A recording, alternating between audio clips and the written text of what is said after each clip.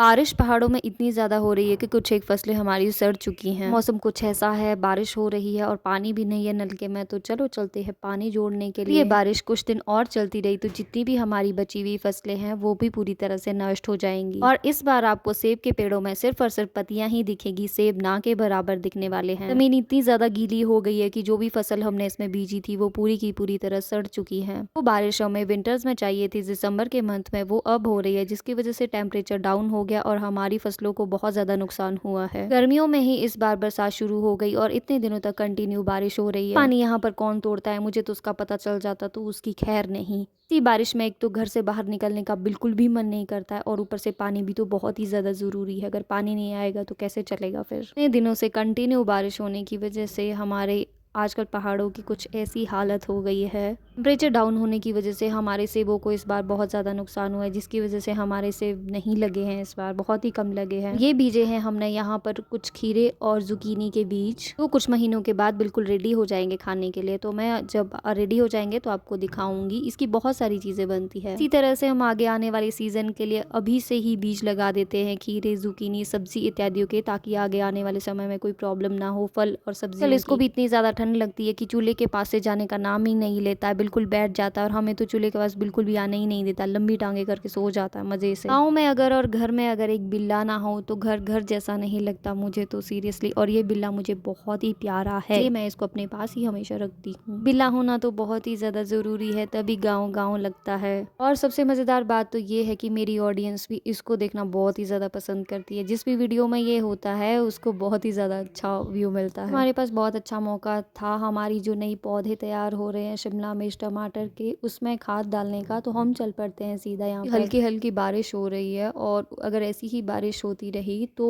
एकदम से खाद मेल्ट हो जाएगी और बहुत अच्छे से असर करेगी ग्रोथ होने में। तो हमने पूरी तरह से यहाँ पर कवर करके रखा था। अगर बहुत ही ज्यादा बारिश आती है तो ज्यादा बारिश आने की वजह से ये बिल्कुल ही खेत बह ना जाए, इसलिए हमने इसको नेट से यहाँ पर पूरा कवर करके रखा था। तो अभी हम इसके नेट को पूरी तरह से रिमूव कर देंगे। सवाल होने की यही सजा है, अगर अच्छे से कैरी ना करो तो खुल जाते हैं एकदम से। तो मैं यहाँ पर इसका जूड़ा बना लेती हूँ। ये है हमारी जो पौधे आने वाले टाइम के लिए हमारी जो सब्जी रहेगी, टमाटर है और ये शिमला मिर्च है, तो कुछ इस तरह का है। और अगर हम अभी खाद डालेंगे तो अच्छी तरह से इसमें मेल्ट भी हो जाएगी। पिछली बार हमने बैंगन नहीं लगाए थे तो इस बार हमने थोड़े से बैंगन भी लगाए हैं, क्योंकि पिछली बार बैंगन का रिस्पॉन्स उतना अच्छा नहीं था हमारे लिए। तो इस बार हमने थोड़े से बीजाई की है बैंगन की भी। दिखाती हूँ आपको अपनी बीन जो कि हमने लगाई थी और जिसके ऊपर इंस्टेंट बारिश आई और ये सड़ चुकी है, पूरी तरह से तैयार ही नहीं। आज के लिए बस इतना ही। और आपके लाइक्स और कमेंट मुझे बहुत ज्यादा मोटिवेट करते थे, तो कमेंट जरूर करना। And thanks for watching.